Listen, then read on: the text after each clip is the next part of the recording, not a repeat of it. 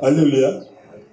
Ah, je ne vois pas de maman raté. Pas de maman raté. C'est pas comme les amateurs, pardon, attends, comme les amis. Bon, il y a un moment là qui est comme 2 jours, 3 jours. Alors, mon raté, allez, il a tout monté. Quand vous n'avez pas eu. Bon, il va. Alléluia. Alléluia.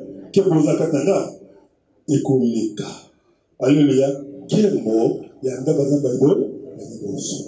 Alléluia. Pourquoi? Parce que moi, je suis la dernière maison de Dieu. Qui est à cause de la révélation, il y a une pas dans l'ensemble. Alléluia. Amen. La paix, qui est au si les hommes auront la paix, la tranquillité, le salut, c'est à travers toi qui est le temple de Dieu, la maison de Dieu. Qui dit la gloire? On avait dit ceci. La gloire, c'est l'éclat. L'éclat. Splendeur. Si les hommes de ce monde peuvent recevoir la paix, ils vont recevoir la paix à travers ton corps qui est le temple de Dieu. Donc c'est toi qui as la paix en toi. C'est la même chose. Alléluia. Mais il y a un peu de nuances, il y a un peu de différence. Alléluia. Quand on parle d'un temple, on va seulement les cultes. Mais maison, c'est plus que ça peut être les lieux de culte et les lieux où une personne habite.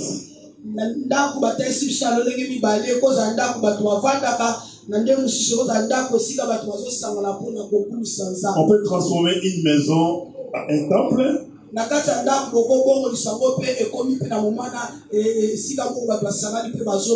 temple, on peut jamais transformer en une maison. Voilà pourquoi déjà c'était dernière définition par la gloire de ces dernières maisons. Selon AGD 9, parce que AGD 9, dans le livre de lui, selon lui, il parlait des maisons. Mais d'autres versions, on dit quoi? Les temples.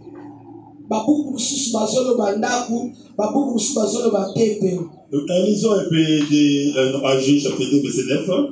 AG chapitre 2, verset 9. Quelqu'un va nous aider rapidement. AG chapitre 2, verset 9. Parmi les lecteurs, celui qui lit très bien sans déguier comme moi. Sans déguier comme moi. Sans prise d'air.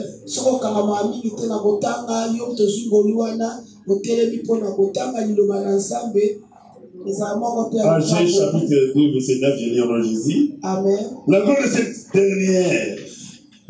de cette dernière maison sera plus grande que celle de la première. Je reprends AG 9. La gloire de cette dernière maison, la gloire de cette dernière maison. Pourquoi cette dernière maison? Parce qu'il y avait des maisons préalables. Mais ça c'est la dernière. Ça c'est la dernière. Pendant notre enseignement de dimanche, on a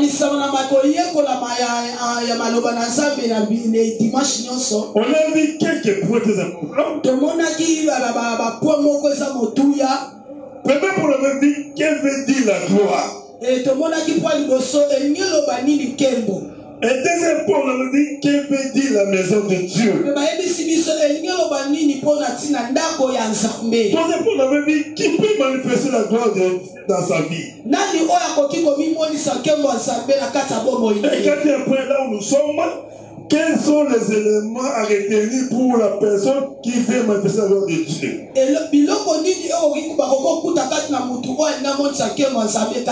Alléluia. Amen. Mais on va encore retourner en arrière. Comme on dit toujours, la répétition est la mère de la science. Et la Bible dit ceci, la foi provient de ce qu'on attend. Si tu écoutes beaucoup de musique profane,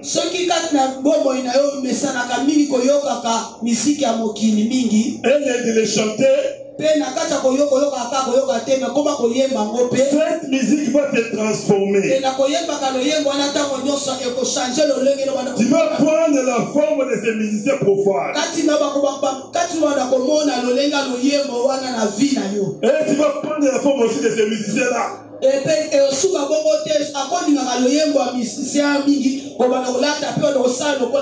Comment t'habiller, à t'habiller, à te promener, à parler comme ces gens de ces musiciens.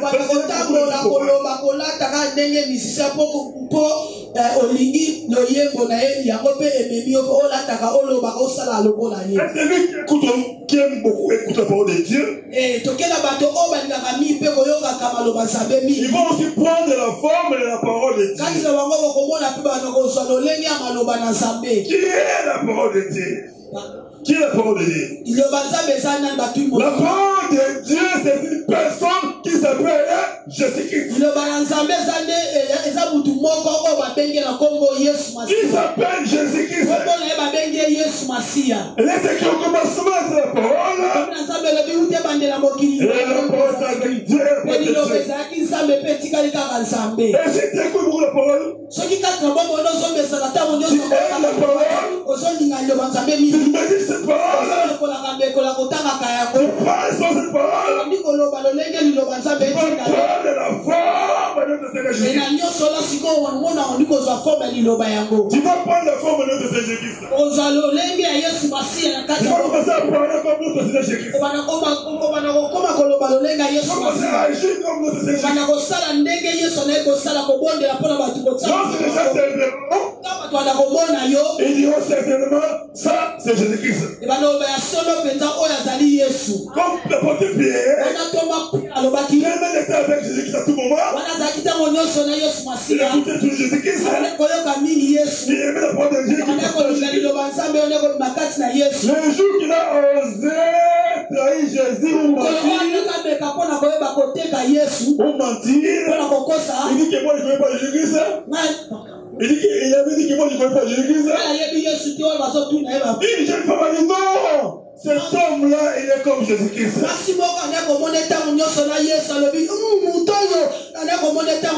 façon de parler, c'est comme Jésus-Christ. Tout le monde dit non, c'est pas moi. C'est Jésus-Christ.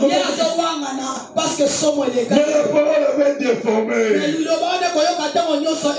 Tu veux déformer ta vie spirituelle?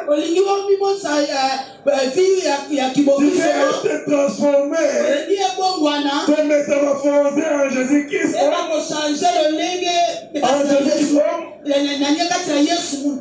Alors aimez la parole de Dieu. Aimez beaucoup la parole de Dieu. Aimez la parole de Dieu. Méditez sur la parole de Dieu. Même si tu te fâches sur la parole de Dieu, comme tu te fâches. Alléluia. Alléluia. Même si tu pries quelqu'un, prie selon Dieu. La parole de Dieu. Et là, tu veux la gloire de Dieu. Là, tu veux la gloire de Dieu dans ta vie. Qui peut manifester la gloire de Dieu dans sa vie?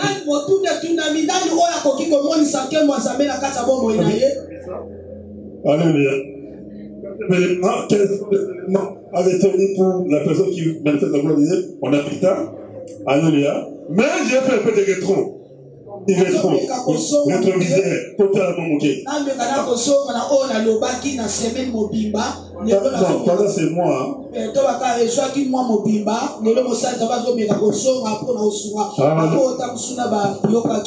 À qui la gloire? Gloire à Jésus. À qui la gloire? Gloire à Jésus. À qui la gloire? Gloire à Jésus. Gloire à Jésus. Gloire à Jésus.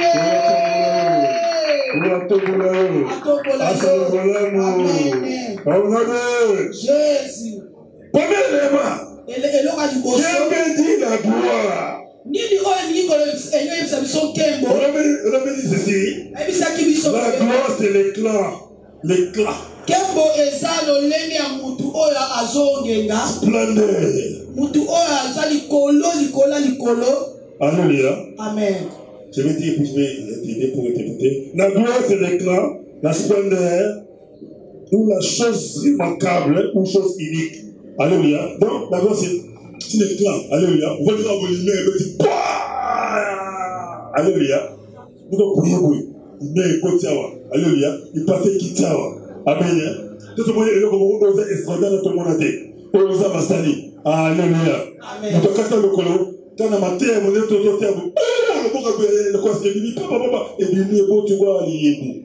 Alléluia. Amen. Ah, gloire à mes aînés. Alléluia. Alléluia. C'est la gloire. Alléluia.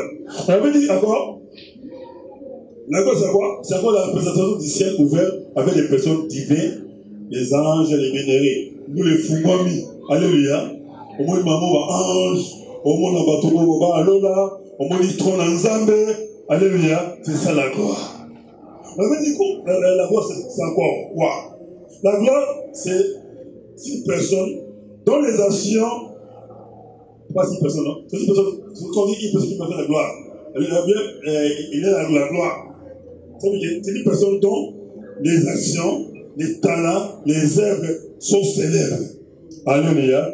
Nous tous les talents naïe, nous sommes naïe, c'est qu'aïe ban. Alléluia. Alléluia. Tanini, azan la gloire, azan. Alléluia. C'est ça la gloire. Deuxième point. La maison de Dieu, c'est quoi? J'avais dit la fois passée, le 4, mais si aujourd'hui j'ai essayé de...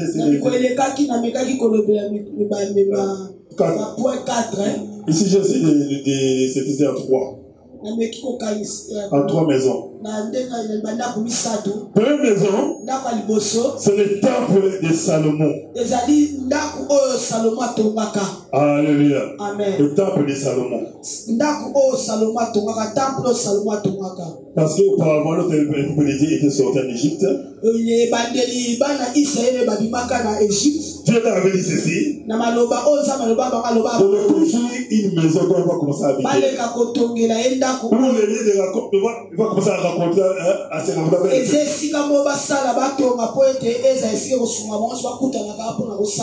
Et ils ont fait un temple portatif. Là,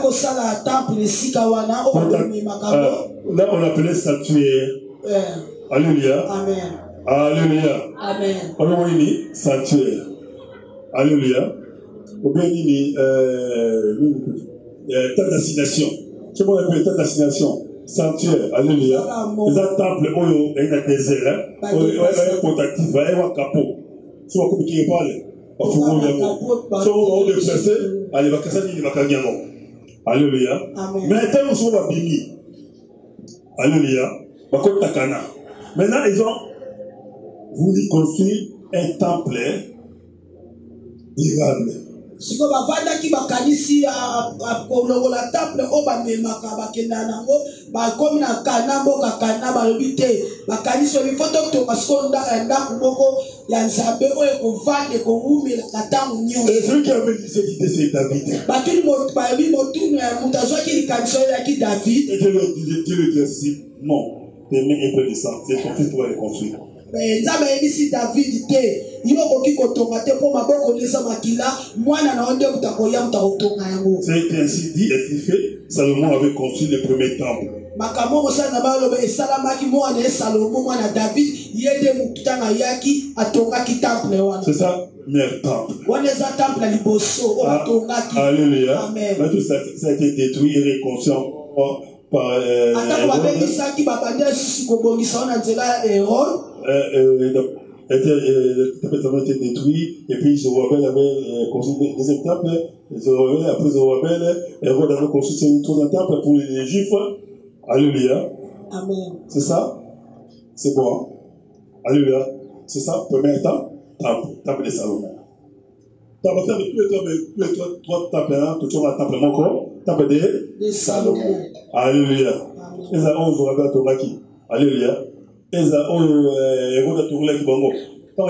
atongi Zorobabel atongi mais bango sokaka la kati na image ya temple ya Salomon. Temple oyo sabaki na bubuka temple après 3 jours na tongango. Alléluia. Na otoka temple oyo Hérode atonga ba juif. Alléluia. Alléluia.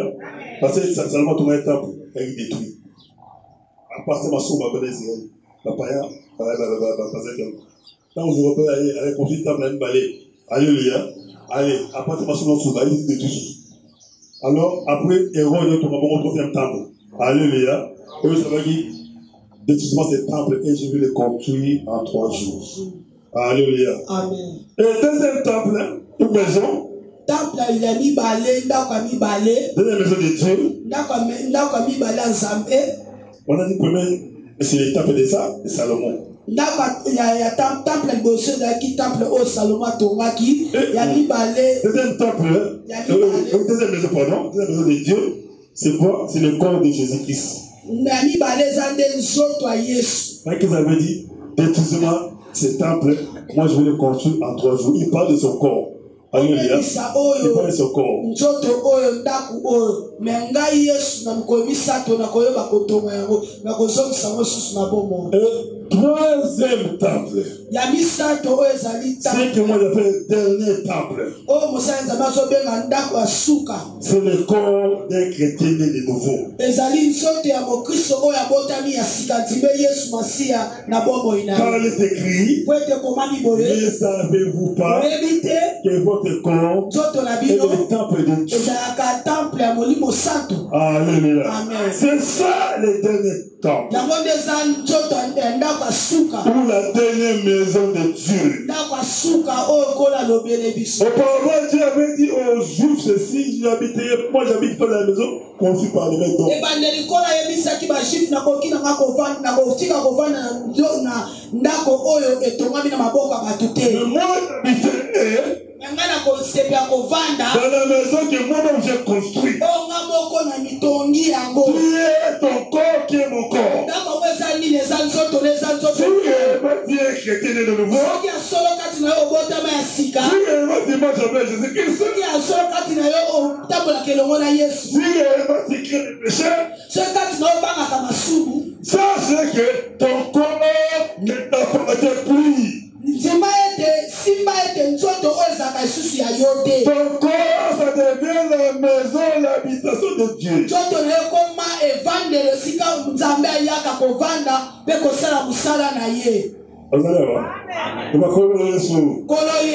Je crois dans mon cœur. Je crois à mon cœur. Que mon corps.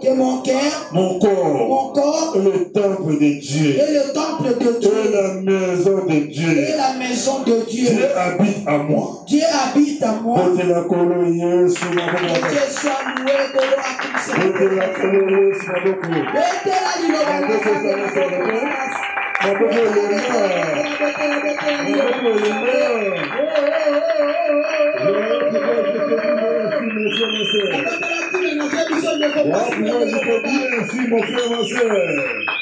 Ton corps est le temple de Dieu. Ton corps est la maison de Dieu.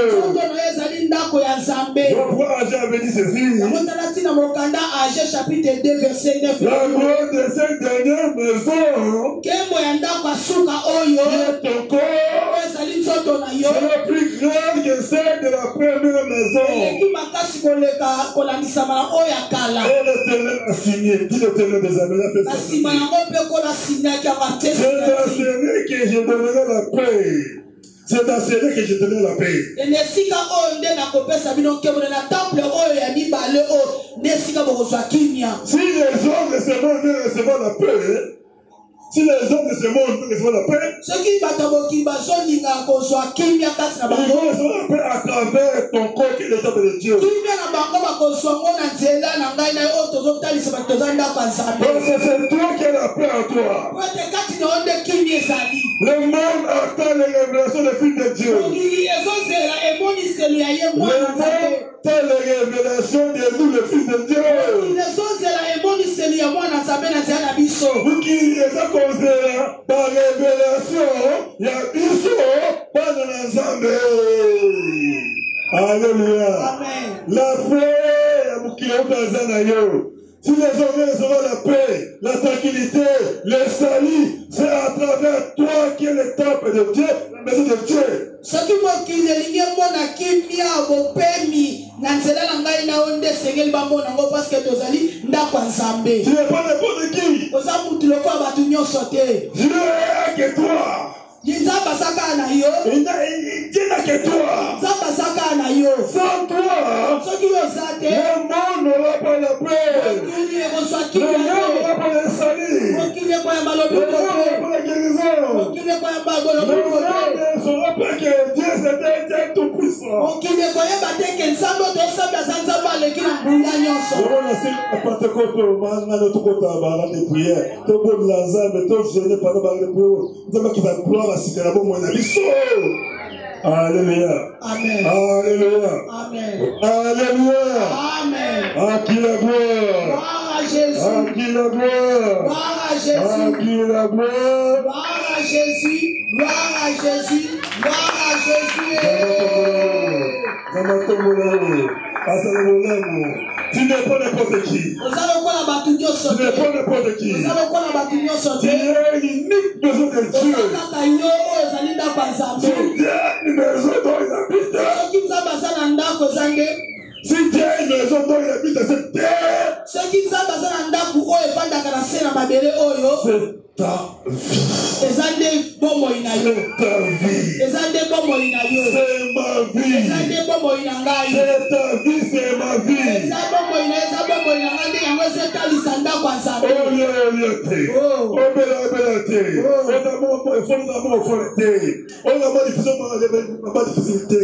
Attention, souffrir la vie là. Yo, sachez que yo, ozali, ndako moko kabazango.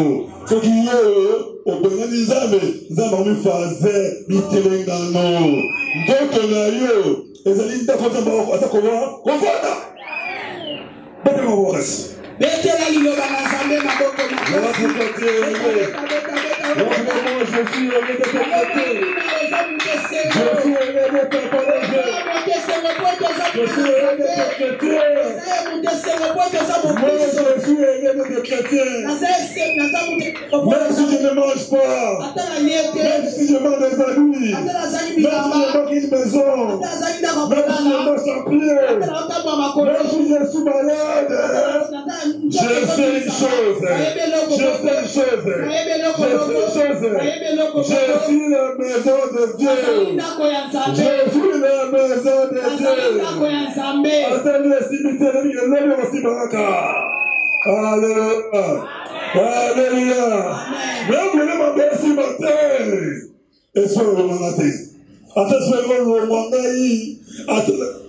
Ça c'est la vie aux antinatés. Aux abois rien. Oza mobola, oza célibataire, oza boye, oza dans salon, oza dans bongo. Non, c'est pas mes athées. Malgré tout cela, mais l'Éternel m'a dit ceci. L'Éternel m'a dit ceci. La gloire de cette dernière maison sera plus glorieuse ekozala nkembo ya ndako ya suka ekozala ndako moko oyo kati nango ezingami na nkembo. Que la première temple. Que le premier temple. Ezali temple ya liboso. Alléluia. Que la première maison. Eza temple ya liboso, eza pe ndako ya liboso oyo etongama. Ndako na ngai ya kembo ndako na ngai. Alléluia. Kembo za katanga ekoleka. Alléluia. Kembo ya ndako za Bible ya liboso. Alléluia. Pourquoi? Parce que moi je suis la dernière maison de Dieu. Toi aussi, c'est la dernière maison de Dieu.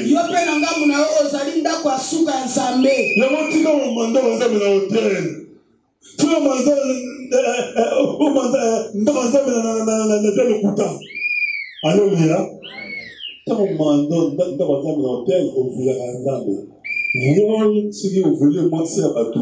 Alléluia. 20 de prison. Alléluia. Alléluia. Bon, que le vini wana. Et bon, yo que ta comme manda pour nzambe. Na hôtel pour vivre à Congo. Pas vivre dans nzambe. Alléluia. Yo donc doit violer. Vous êtes coupable de la peine à 20 ans de prison. Alléluia. Alléluia. Et bon, maintenant dans nzambe. Dans le sang, alléluia. Bibuli saka. Vous allez alors? C'est fini, yo. Tant que vous avez là. Si on a tout le temps, vous pouvez faire pour vous.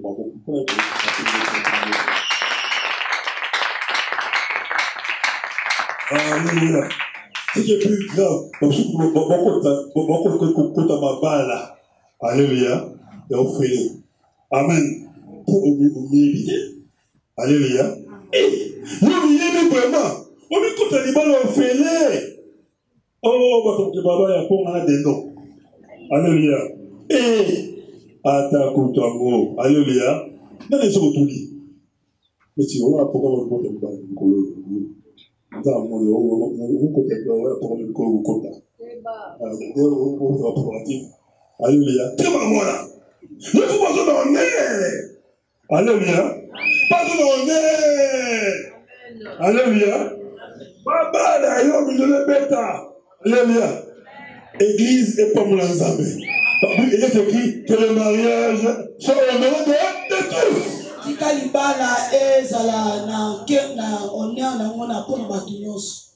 Et tout ça c'est qui? La famille doit être honorée par la dot. Alléluia. Et la famille doit être honorée par la dot. Deuxièmement, l'église aussi, l'État aussi va être honoré. Alléluia. Et nous, l'église aussi, nous devons être quoi? Comment honorés? Alléluia. Tu peux mon libino, tu peux t'immoler, tu sais péli, c'est ça. Alléluia. Amen. Je dois à mon compte occasionnellement. 2 jours par l'avant, 3 jours pour moi.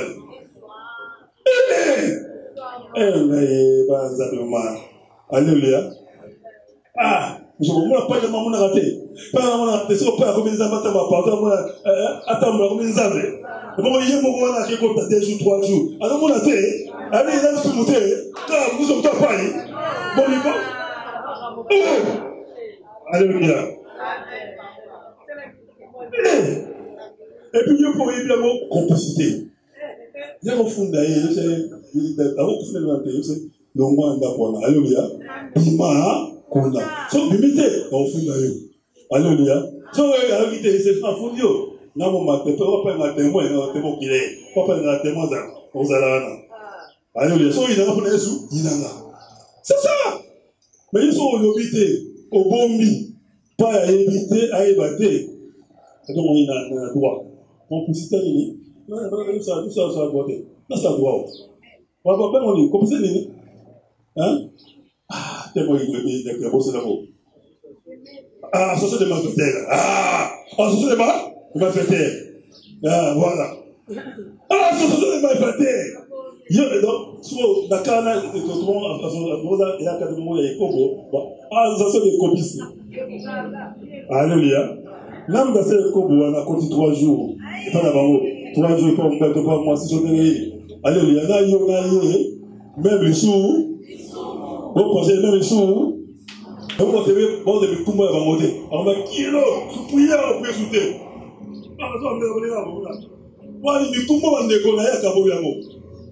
Alléluia. Et qu'on a ça temple à cet esprit. Dans un d'accord à ce ensemble. Il faut la personne tout dans la valeur. Bon niveau. À ta pourcentage de l'équipe de l'eau. Oh mon ensemble. Alléluia. Oh mon ensemble. Là, c'est le sur Alléluia. Ça, c'est celui-là. Alléluia.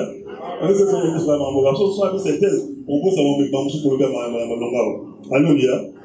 Alors, pour terminer, la gloire de ce dernier table qui est ta vie sera plus grande que la gloire des temples de Salomon. Ça sera plus grande que la gloire des temples de maison de Zorobabel. Ça sera plus grande que la gloire des maisons de Rhodes. Alléluia. Temple oyo kola solo ba image ya nzoto ya ngai na yo eza motuya koleka ba temple oyo tongama na ntango ya Salomo na ntango ya Zorobabel na ntango ya nani oyo asuka o ba temple ye koleke kokufa metake ngai na yo toza ba image nzoto ya temple oyo ezolakisa vi na biso esengeli bakuta Yesu kati na biso kolobela makambo malamu nde bazoyebisa biso yango baotesa biso ke temple oyo tozali eleki ba temple etongama na ntango wana. Alléluia. Alléluia. Amen. Alléluia. Parce qu'on va générer la foi. On va générer l'ensemble. Alléluia. Vous comprenez, non? Vous avez fait l'esprit. Vous pensez à Géna 120 jours. Alléluia. 120 jours. Donc, on va avoir la Pentecôte. On va avoir la Pentecôte. Parenthèse. Alléluia. Alléluia. Peut-être que peut-être on va voir ça.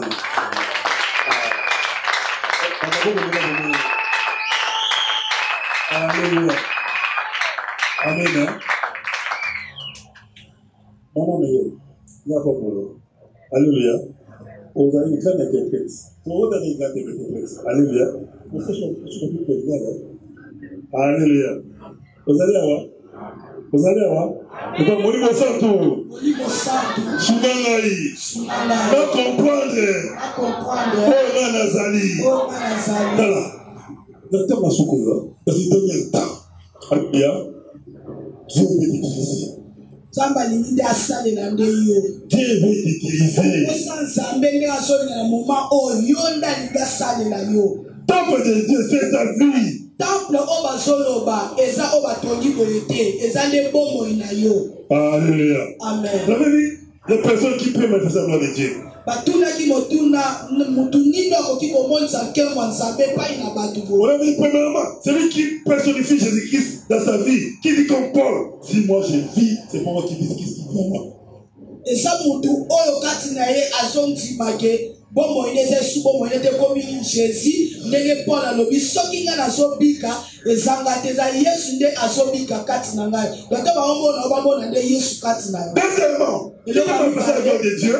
Nini oyo kotalisa nkembo nzambe dit ceci, c'est la personne qui croit réellement dans son cœur qui était mort et ressuscité. eza mutu oyo azimaka Yesu akufa tasekwa atokutela ba Jehova bayiba contredire yo kangama kake Yesu akufa tasekwaki okutela bato batelemelaka Jésus yo lobaka ka Yesu akufaki asekwaki yango ba esoko kwanda ngwana. Non, c'est bon ça.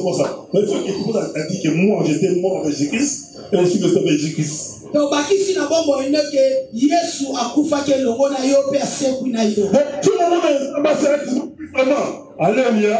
Après le 8. Alléluia. Il faut me tourner on dit baka que yo no zagana nani. Ya tata na ngai. Ya Yesu. Amen. Alléluia. So yo na Yesu. Vous avez dit. Vous comprenez? Donc, toi, Jésus-Christ, vous êtes qui désire les amitiés. Bino na Yesu, biso na Yesu, tozaba. Nous pouvons, papa na bino, atina Yesu, na yo. Il faut avoir cette foi-là. Que le monde ce qu'on a pensé de ton père qui est décédé et qui a laissé cette pensée entre les mains de ton grand frère Jésus et toi.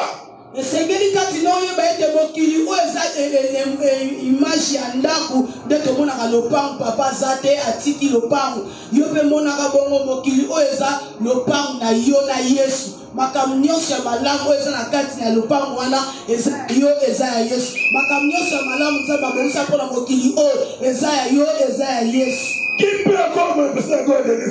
Nani lisusu akoki komimonisa nkembo ya Nzambe lisusu na kati ya bomoi na ye bayebisaki biso boye. C'est lui qui croit qu'il est sacrificateur de Dieu. Eza mutu oyo azoba ete naza motumu mbeka. Alléluia.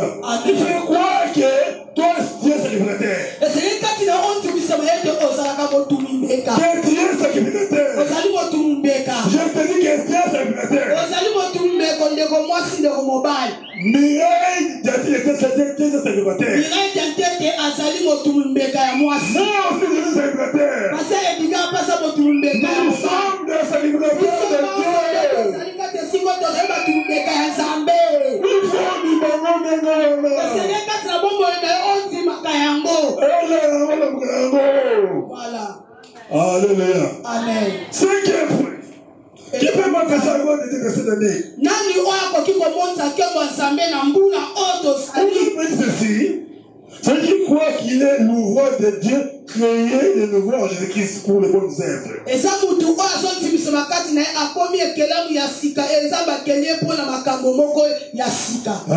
Il est l'ouvrage de Dieu créé en Jésus-Christ. Aza mutu oyo aza bakeli ye na makambo ya sika mpe kati na ye makambo ya sika ezakonisa. Aza mutu oyo animalement ndenge eza wana Nzambe asali sumba na mibale naza na Yesu mpona misala malamu oyo Nzambe abongisa wuta kala po ye asala yango.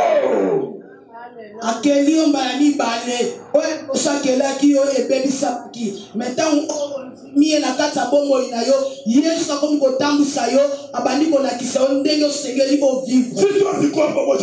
Soki yo kati na yo ozondima te mosala Nzambe abe azondimela po ete azondima. Je crois qu'il faut ça qui croit cela. Et na imesande na lobaka eza na mutu moko azondima na makambo ngo. Je crois que toi tu crois cela. Na azondimisa bake yo po azondima makambo. Toi qui me regarde aujourd'hui. Yo ozotala motei lelo. Toi qui me regarde maintenant. Yo ozotala motei sikoyo. Dans les réseaux sociaux partout tu me regardes. Ba réseaux sociaux bazofuza bililingi nyonso na. Moi je crois que toi si tu crois que tu es le voix de Dieu. Moi je crois que toi si tu crois que tu es le voix de Dieu créé en Jésus-Christ pour de bonnes œuvres que Dieu a préparé d'avance pour que toi tu puisses les accomplir un par un. Voilà. Osekelamu ozamba keli lisusu mbala mibale mpona ntina omonisa misala ya Yesu kati na bomoi na yo oyebanda kolanisama moko nsima moninga. Alléluia. Amen. À qui la gloire? Gloire à Jésus. À qui la gloire? Gloire à Jésus. À qui la gloire? Gloire à Jésus. Gloire à Jésus. Gloire à Jésus. Zamasa qui est dans Adam, au pays Samaki. Dieu t'avait créé Adam. Le diable t'avait détruit. Dans ce temps d'affaires, Satan avait créé encore de nouveaux Jésus-Christ. Pour que tu puisses accomplir de bonnes œuvres. Vous qui revenez à Zanayo, on va changer ta génération. Cette nation, ça sera de tes mains. Na maboko na yo mipamboli oyo Nzambe abombi mpona na mboka oyo ekosalama ekokokisama na nzela na yo. Dieu a que toi pour changer cette nation. Kola aza na mutu mosusu te aza kaka na yo. Alléluia. Amen. Sixième point. Qui croit nani azondima que cette année il va manifester la gloire de Dieu dans sa vie. Il va faire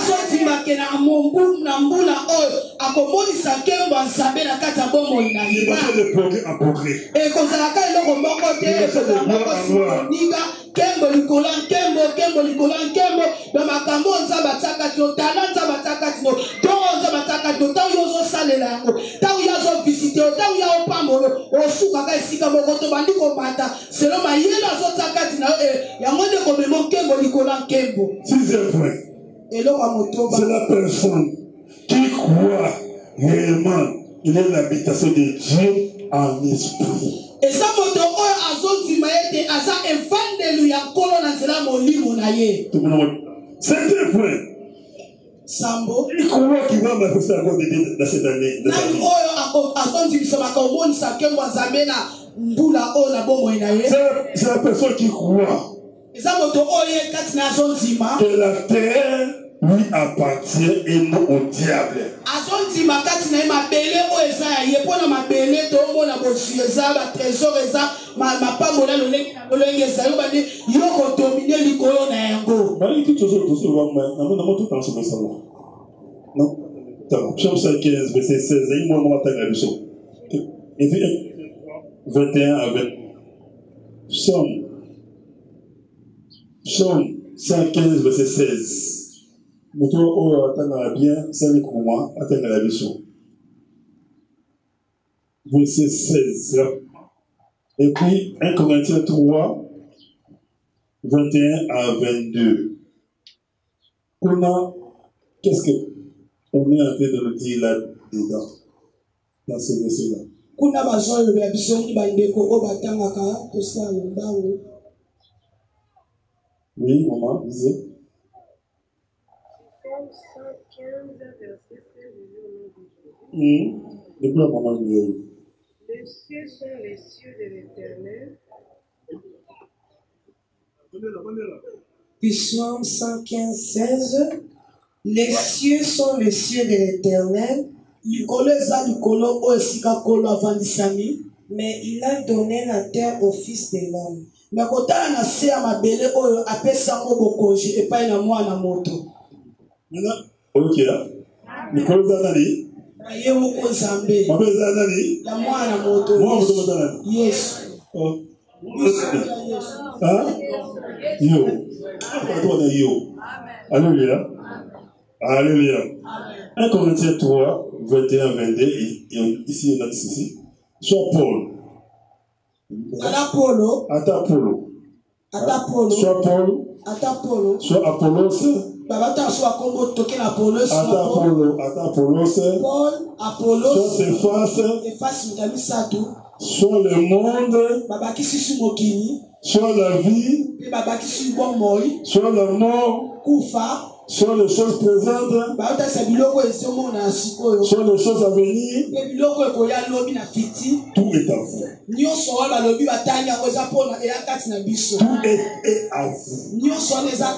c'est à yo. Mais tout est à vous. Ah oui, soit Paul, soit Stéphane, et le monde aussi, soit le monde est à vous. Oh, vous criez à Satan, il est à Tatana. Alléluia.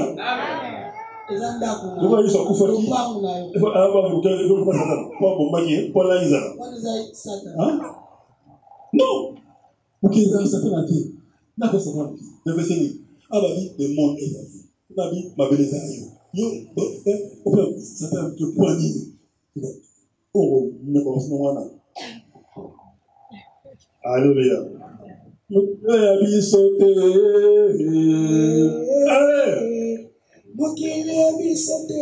Et sur la parole ici, le monde c'est à vous. Mokili eza yo. Eza yo, mokili eza yo. Bon, ok, comme ça. Voilà, avenir nous, yo. Amen. Comme ça. Combine yo. Amen.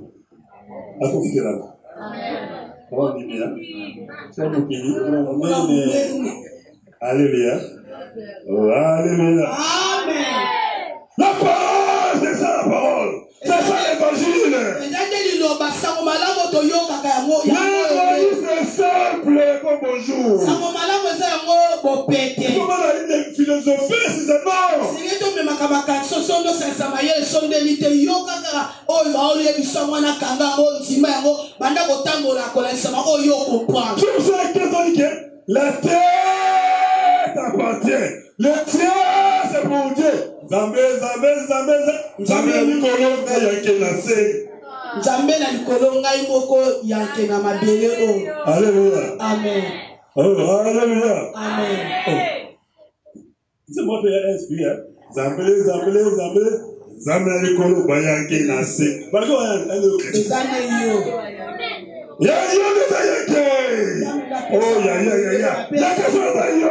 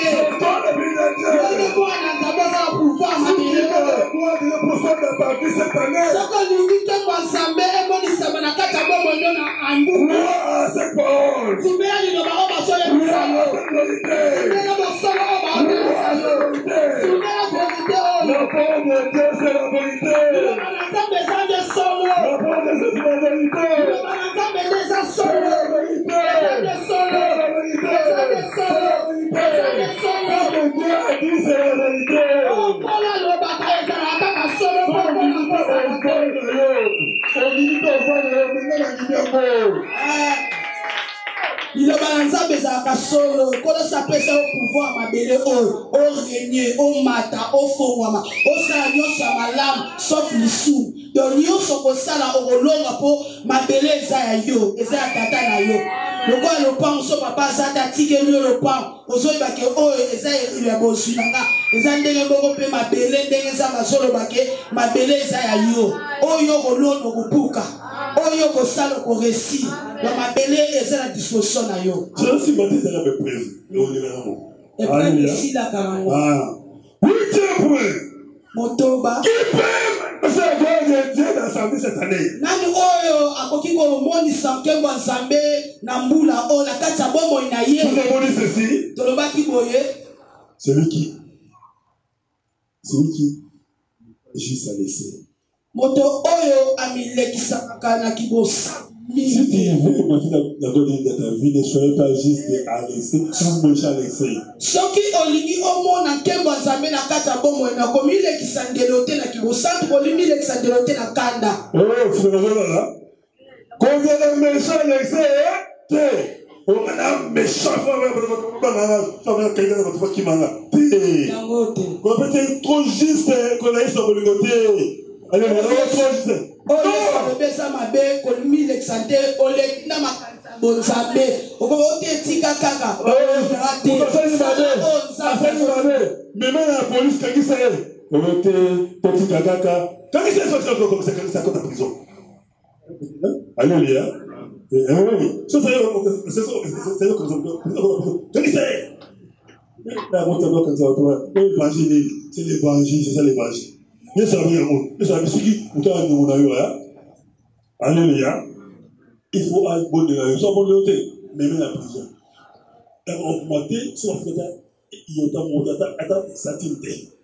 Alléluia. Même pour la justice, quel est le magistrat? Romains 13, quel est le magistrat? Parce que c'est eux qui font la loi, c'est eux qui font le paix de Dieu. Ba magistrat bangonde bazuningisa ko ba kotani beko sala oyo makambo eza sembo. Yo kaso ga isa bolingo, nzamu da sali felo. Hein? Pour la sata ko ba sou, nzamu sali felo bolingo sali felo. Ngai nani kotake. Sacho. Alléluia. Oya vous moulé au moyen. Ça va maman moyen de joli. Alléluia. Moi c'est ma bébé. Oh, bébé pour na moyen de ceci. Alléluia. Quand vous avez les gens, film B, vous avez vu que moi film, vous film A, sauf que le film, comment vous avez moment et ça fait que l'on a. On a un takate.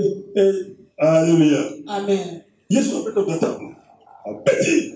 Changer mon zakir à un moment où on a $5 de la douane. À ces choses de mon nom. Yesu a eu mon table.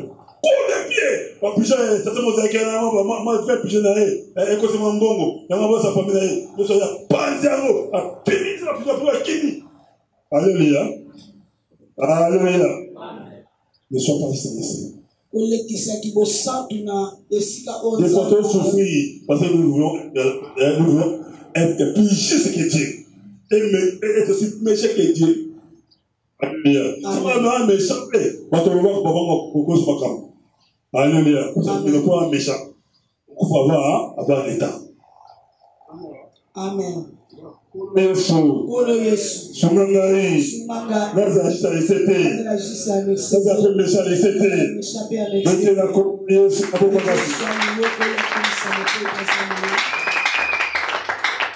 Notre point. Alléluia. Il faut avoir l'esprit d'honorer Dieu avec tous tes biens. Et c'est même quand tu n'as pas moyen, on y a ce yosana yango, et baka kukumisa kanzami. On honorer Nzambe na bonjour yo. Attends vite. Attends non pas momité, mais il est tadable yo. Makanisi na yo de. Alléluia. Attends mon pesa yo. On honorer la bena yo. On a na bo peta ko su comme ça Nzambe. Parce que des fois mon Nzambe. 9e point, 10e point. On tout en détail prochainement. Il faut savoir que les gains et les salaires impies des païens sont pour le serviteur de Dieu. Ésaïe 28, 23, 18. Ésaïe 23, 18. On va prochainement. Alléluia. Il faut savoir que les gains et les salaires des impies ou des païens, en aimant les richesses des païens, sont pour les serviteurs de Dieu. Et c'est quelqu'un qui a biso to yebaka bosu ya ba pagano ezapo na tina na biso ba chrétien. Pas toi chrétien c'est basal. Basal. On va faire la nzambe. Basal na nzambe. Bosu ya ba pagano ezapo na tina basal na nzambe. Bana na nzambe. On va commencer prochainement na soutien. Alors, pour conclure aujourd'hui. Pour na kokangisa. Je vous ai dit ceci mon frère ma sœur. Il a biso eloko moko ndeko mwasi pe ndeko mobali. Nous sommes dans cette année de gloire en gloire. Dieu veut t'utiliser. Pour terminer, quand tu as posté les attitudes des personnes qui veulent manifester la gloire de Dieu, ça veut dire quoi? Il doit accepter de se renoncer. Les choix des choix. Deuxièmement, il doit accepter sa croix. Bateau Nzamani, bateau Bazela, Kema Nzambe, organiser ça puissamment. On a Kema Nzambe année oyo. Bon attitude, donc il faut pas me bouiller avant moko. Alléluia. Que va il va écouter là-bas, là-bas. Alléluia. Alléluia. Alléluia. Amen. La gloire. Gloire à Jésus. Mettez la colonne sur la bonne casse.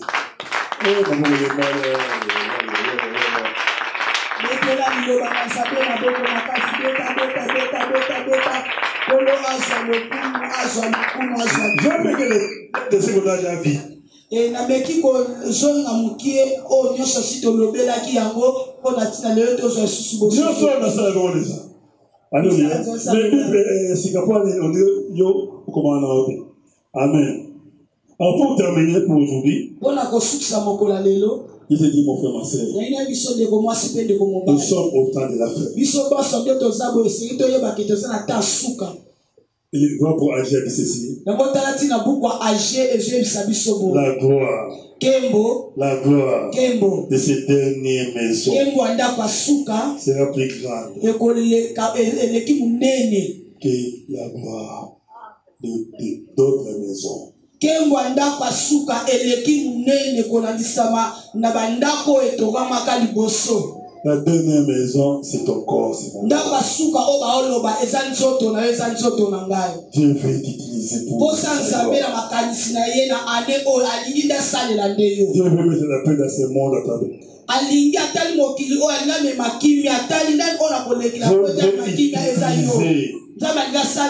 Après c'est Pentecôte. Pour délivrer le Congo. Dieu veut t'utiliser pour que le monde sache qu'il est Dieu. Qu'il est le Tout-Puissant. Dieu n'a d'autre peuple. Dieu n'a que toi. Dieu n'a que toi. Dieu n'a que toi. Comment que vous pouvez considérer? Et si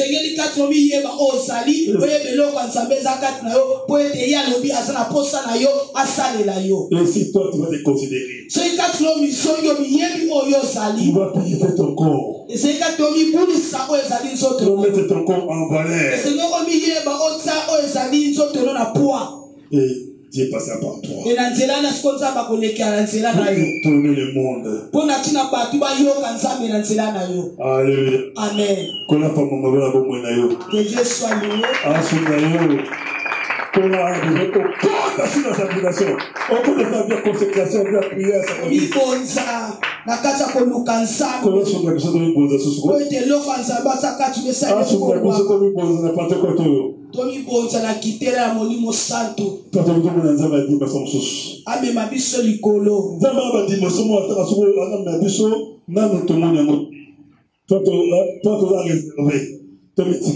Alléluia.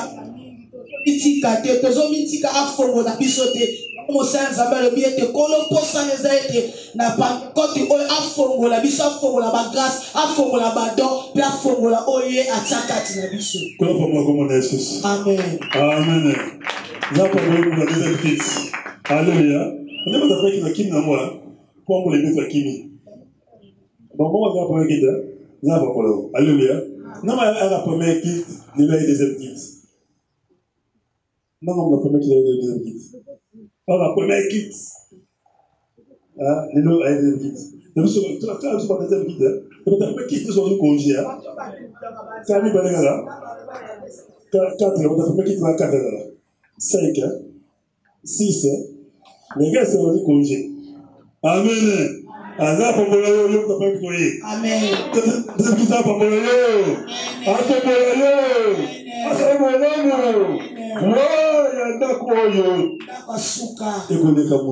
ekoleka bandako ya liboso etongamaka na maboko ya Salomo.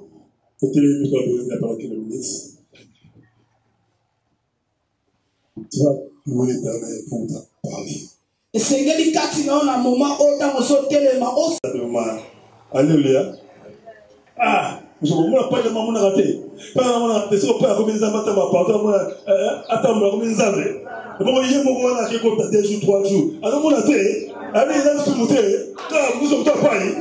Bon, il va. Alléluia. Alléluia. Quel mot ça katanga? Ekoleka. Alléluia.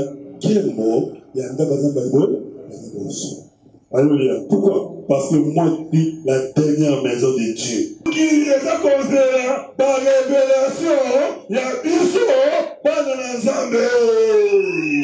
Alléluia. Amen. La paix, qui est dans l'ensemble. Si les hommes auront la paix, la tranquillité, le salut, c'est à travers toi qui est le temple de Dieu, la maison de Dieu. Dieu me dit la gloire. On a dit ceci. La gloire, c'est l'éclat. L'éclat. Kembo eza lolenge ya mutu oyo azongenga. Splendeur. Mutu oyo azali likolo.